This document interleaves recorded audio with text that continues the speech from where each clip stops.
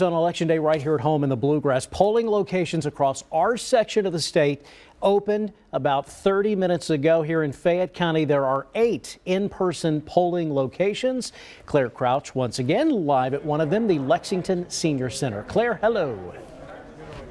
Hey Chris, good morning. Once again, we're here at the Lexington Senior Center, and where you saw that long line out front, well, this is where they're all filing into this morning. It's been a very busy last few minutes that we've been in here. Things seem to be moving pretty quickly for those who are voting.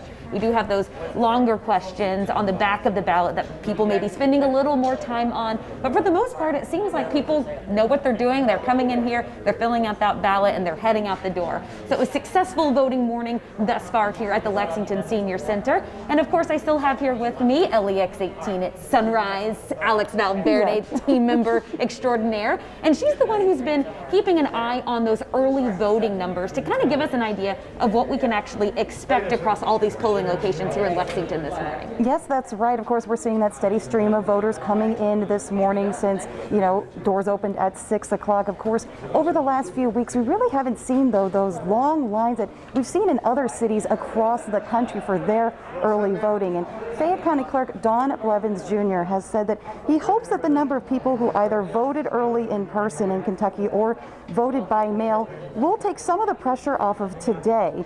He estimates about 10,000 people will show up to vote in person today.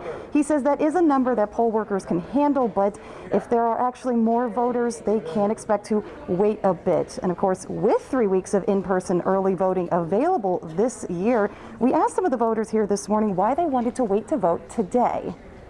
Mainly tradition. I like to exercise my my right to vote on Election Day.